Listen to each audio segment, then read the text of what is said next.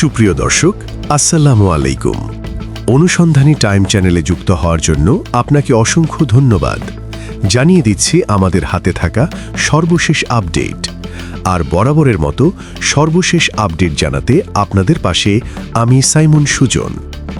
সাব্বাস বাংলাদেশ, দুমড়ে মুচড়ে গেল দিল্লির মোদি। অর্ধেক দামে যুক্তরাষ্ট্র থেকে F-16 যুদ্ধবিমান অ্যাপাচি হেলিকপ্টার পেল বাংলাদেশ। বন্ধুরা, আপনারা হয়তো খেয়াল করেছেন, যখন ডক্টর ইউনূস বাংলাদেশের ক্ষমতায় বসেছিলেন তখন তিনি বারবার চীন সফরে গেছেন এবং চীনের সাথে নানা রকম চুক্তিও করেছেন।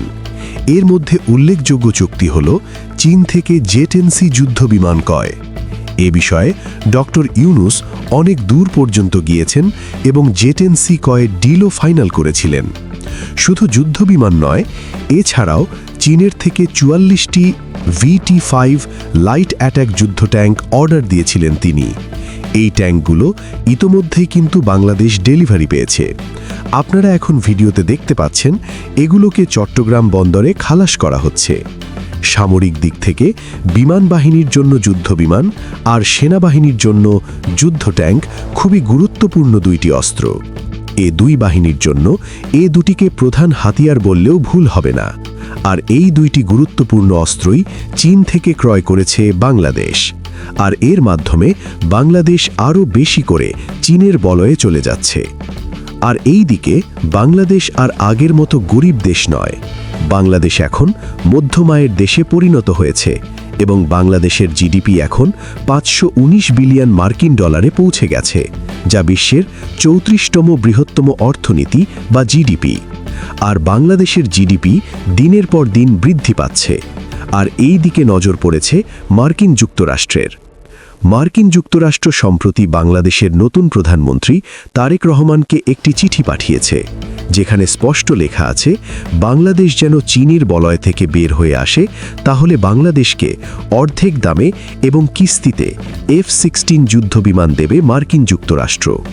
শুধু অর্ধেক দামে F-16 যুদ্ধবিমানই নয়, সেই সাথে অ্যাপাচি অ্যাটাক হেলিকপ্টারও দেবে মার্কিন যুক্তরাষ্ট্র এবং বাংলাদেশে প্রায় কয়েকশো বিলিয়ন ডলার ইনভেস্ট করবে তারা। কিন্তু এখানে একটি প্রশ্ন আছে, সেটি হলো বাংলাদেশকে চীনের বলয় থেকে বের হতে হবে এবং মার্কিন যুক্তরাষ্ট্রের সাথে সম্পর্ক গভীর করতে হবে। বিশেষ করে চীনের কাছে যে 16টি জেট-10C ফাইটার জেট অর্ডার করেছে বাংলাদেশ, সেগুলোকে ক্যান্সেল করতে হবে। তার বদলে আমেরিকার কাছ থেকে আমাদেরকে F-16 যুদ্ধবিমান ক্রয় করতে হবে। তবে এক্ষেত্রে আমেরিকা বাংলাদেশকে বেশ কিছু সুযোগ সুবিধা দেবে। বিশেষ করে এই যে F-16 যুদ্ধবিমান রয়েছে, তার মূল্য একবারে পরিশোধ করতে হবে না এবং সেগুলোকে অনেক কম দামে, প্রায় অর্ধেক দামে বাংলাদেশের কাছে সরবরাহ করবে মার্কিন যুক্তরাষ্ট্র। 16টি জেট-10Cর বদলে 16টি F-16 যুদ্ধবিমান বাংলাদেশের কাছে বিক্রি করতে চায় মার্কিন যুক্তরাষ্ট্র। আর বাংলাদেশ যখন এই যুদ্ধবিমান ক্রয়ের চুক্তিতে স্বাক্ষর করবে, তখন থেকে বাংলাদেশে কয়েকশো বিলিয়ন ডলার ইনভেস্ট করতে প্রস্তুত হবে মার্কিন যুক্তরাষ্ট্র, এমনটাই জানিয়েছে তারা। এখন প্রশ্ন হলো, এই F-16 যুদ্ধবিমান কতটা শক্তিশালী? বন্ধুরা, F-16 যুদ্ধবিমান নিঃসন্দেহে অনেক ভালো একটি যুদ্ধবিমান।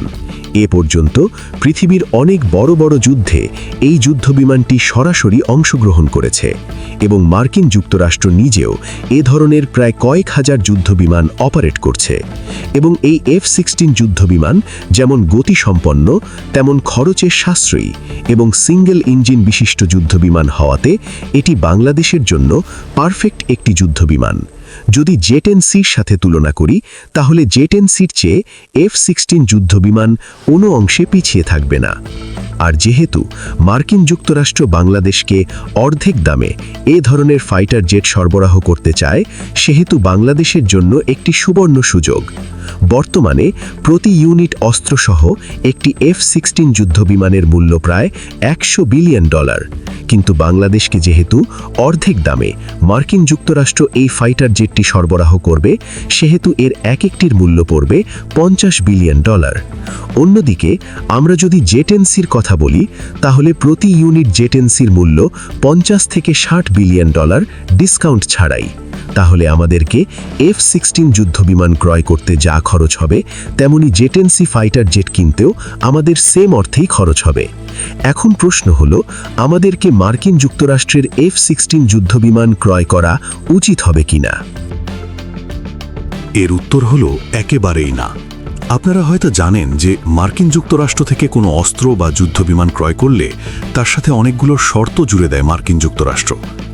বাংলাদেশ যখন আমেরিকার কাছ থেকে F-16 যুদ্ধবিমান ক্রয় করবে তখন তার সাথে নানা রকম শর্ত জুড়ে দেবে। বিশেষ করে এই ফাইটার জেটগুলোতে একটি করে কিল সুইচ লাগিয়ে দেবে মার্কিন যুক্তরাষ্ট্র। ধরুন আমাদের ভারতের সাথে যুদ্ধ লেগে গেল বা মিয়ানমারের সাথে যুদ্ধ লেগে গেল, তখন আমরা চাইলেও F-16 যুদ্ধবিমান ব্যবহার করতে পারবো না যতক্ষণ না মার্কিন যুক্তরাষ্ট্র তার কিল সুইচ অন করে দেবে।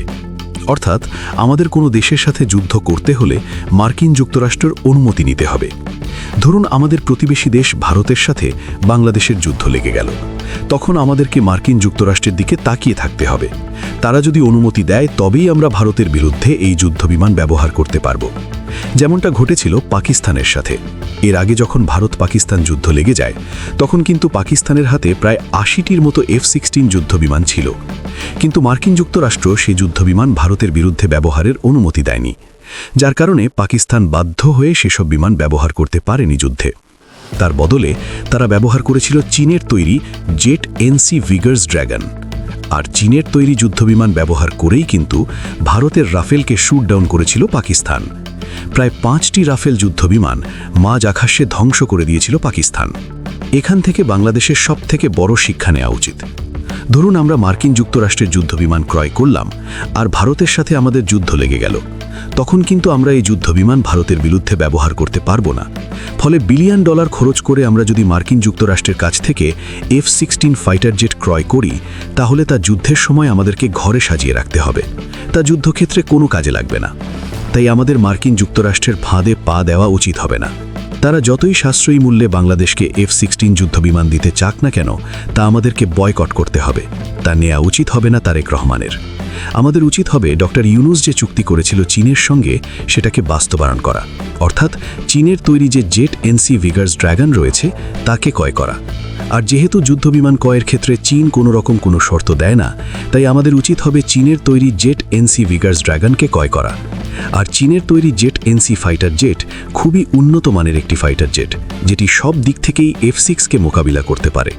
এবং যেহেতু এটি ভারত পাকিস্তান যুদ্ধে সফল হয়েছে, তাই বাংলাদেশের উচিত হবে চীনের সাথে বন্ধুত্বপূর্ণ সম্পর্ক স্থাপন করা এবং চীনের তৈরি যে জেট-NC ফাইটার জেট রয়েছে সেগুলোর সংখ্যা আরও বৃদ্ধি করা।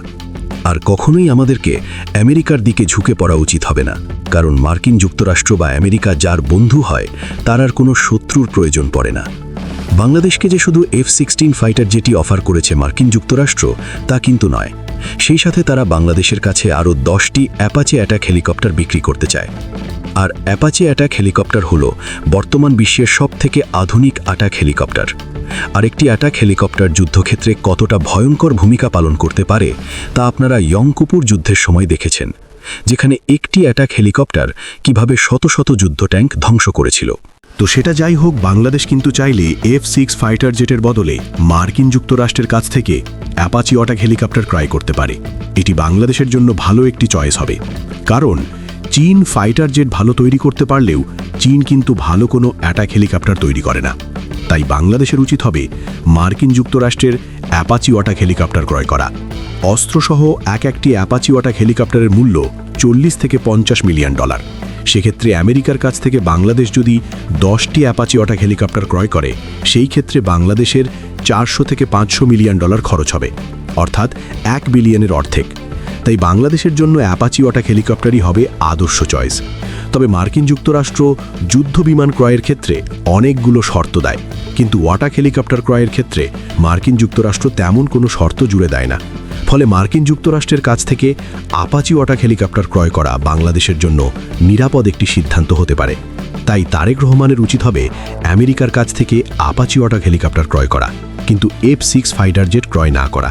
তার বদলে আমাদেরকে চীনের কাছ থেকে জেট-NC ভিগার্স ড্রাগন কেনা উচিত হবে। সেই বিষয়ে আপনার মতামত কি তা অবশ্যই আমাদেরকে কমেন্ট করে জানাবেন। এবং 2026 সালে এসে বাংলাদেশের সামরিক শক্তি কতটা এবং 2026 সালে এসে বাংলাদেশ কতটা শক্তিশালী হলো সে সম্পর্কে বিস্তারিত জানতে আমাদের এই ভিডিওটিতে ক্লিক করতে পারেন। তো দেখা হচ্ছে পরবর্তী ভিডিওতে। ততক্ষণ পর্যন্ত সুস্থ থাকবেন, ভালো থাকবেন। আল্লাহ হাফেজ।